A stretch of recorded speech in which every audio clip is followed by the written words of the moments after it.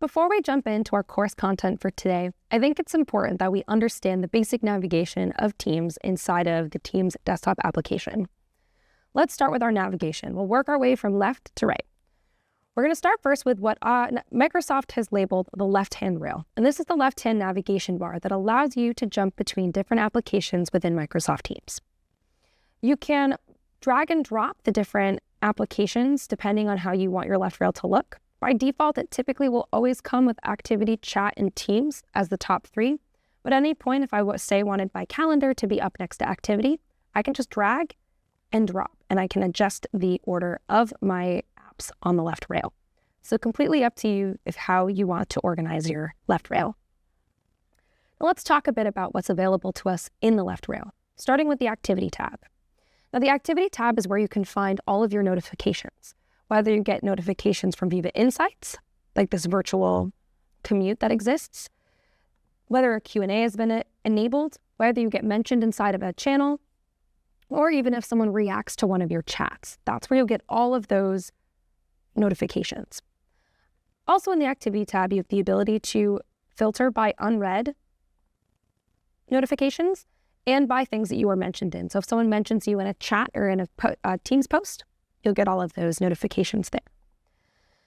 Now, you also can jump up to the three dots, which just in general tends to mean more options inside of Microsoft Teams. And you can mark all of your notifications as read, so you can get rid of the notifications that you have them. So you can just mark them all as read if you want. And you also can easily access your notification settings specifically from the Activity tab as well. Now, the other thing we can do here as well is click these three lines, and this allows us to further filter through our notifications. So you can search for specific people, you can search for specific applications. So for Power BI, I can actually look for those specific applications, and it just allows you to find your notifications if you're looking for a specific one. Moving on to the calendar, this is our calendar app. And what's really neat about Microsoft Teams is that it's connected with your Outlook calendar. So it has that cross communication. So anything that's on your Outlook calendar will show up in your calendar in Teams. If I'm going to create a new meeting in Teams, it'll show up on my Outlook calendar and vice versa. If I accept an Outlook calendar invite, it'll appear directly on my Teams calendar. And just like you can in Outlook, you can add categories to your meeting events. And you are also able to go through and edit any of your calendar invites as well. So that's where you can find all of those information. You also inside your calendar can find the Meet Now button if you need to start an ad hoc meeting. All of that exists here. Moving on next into our chat, this is where you can access all of your chats, your group chats, your personalized chats, as well as start a new chat. Up at the top here, to go through our options, we have our more options where you can mark things as read. You can filter by specific names if you have a ton of chats. As you can see, I don't have a ton, but if you have a lot, you can filter by a specific name if you're looking for a specific message from someone. And I'm also able to filter by unread, specific chats, meetings, and chats that have been muted. And then I'm also able to start a new chat if I'd like to. The next section on our left rail is Teams. This is where you can access all the teams that you're a part of and get into any of the channels you want to work in. Now let's talk a bit about what are teams and channels. So a team is a collection of people, content, and tools surrounding different projects and outcomes within an organization. An example that I like to use is, say you're a sales manager for the Eastern United States. You could create the Eastern United States sales team as a team itself. And now let's talk about channels. So a channel are dedicated sections within a team to keep conversations organized by specific topics, projects, and disciplines. Every team has its own set of channels. Typically, it will start with a general channel, but you also can name that first channel anything you want. Going back to our sales example. So I'm the sales manager of the Eastern United States, and I've created a team. Now I can break down my team into specific channels and have a New Hampshire division, a Massachusetts division, a Vermont division, and each channel can be then organized by what those specific, rules are for that team. Another use for teams is for projects. If I'm working on, like the example we'll see a lot today, sustainability initiatives, I then can break down those channels into specific disciplines for the project, like marketing or planning, resources, to allow people to find things easy access. A best practice I want to offer you when working inside of teams is think about the use of the team before you create it. Sometimes a team really might just be a channel. As we continue on through Teams, our next stop is OneDrive.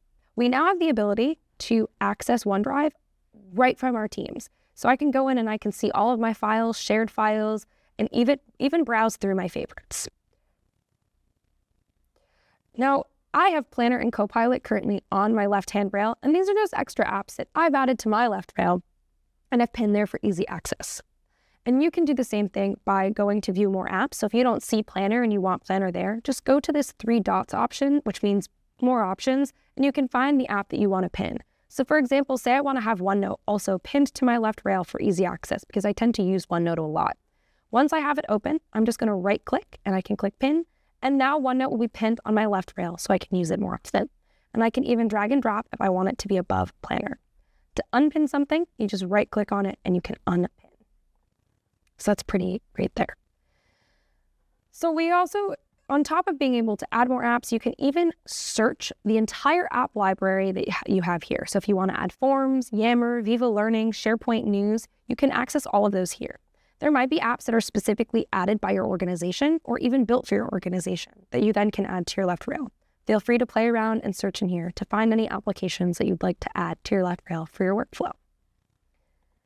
Now, as we continue on our navigation for Teams, let's talk a bit about the Up Center here where we have our search bar. Now, what's nice about our search bar is it's very dynamic. You can search for messages, files, group chats, even find specific people or find things within a specific channel. Something else that our search bar is useful for is if you hit this / key, it's a command bar as well, where you can give Teams specific commands like creating a new chat or putting your present status into Do Not Disturb. Moving over to the right-hand side of our screen, we have these 3 dots, which gives us access to our settings. We can cast, go to the Help tab, where we can get help, see video training, or if you're someone who likes to be up to date with the latest updates, you can even see what's new inside of Teams. You also can get feedback by reporting a problem or giving a compliment, and you can even suggest a feature that you think might be helpful in Microsoft Teams. You also have the ability to zoom in or out. Sometimes I find the zoom feature helpful if I'm sharing my screen or trying to show something in Teams. Sometimes I'll zoom in a little bit to like 120%, and it just allows other users to see the screen better. And you can even zoom in for your own use.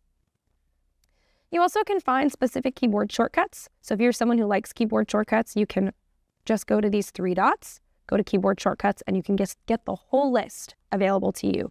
And then you can use these at any point. And lastly, there's also an option for you to download the mobile application. Now, the next thing we have is you have activity in your other accounts and organizations. Currently, there's no new activity. And then lastly, if you click on your picture, this is where we can access our present status, set our work location, and even add a status message.